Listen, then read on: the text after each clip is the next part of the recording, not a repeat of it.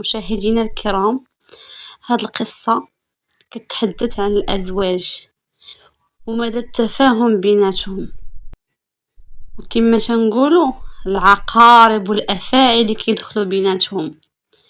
نتمنى لكم فرجة ممتعة، ونتمنى لكم تخليو لي لي كومونتير ديالكم، التعليقات ديالكم والنصائح ديالكم.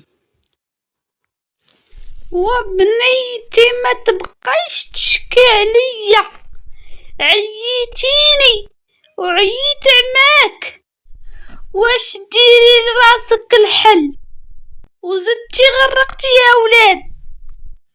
وغير خليها خالتي، انا بعدا تهنيت ودرت حل راسي، ودابا عايشه الحريه، لابسه مساريه ناشطه، ما كنهز لا هم لا والو، ما كاين اللي يسد عليا ولا يديرني خدامه.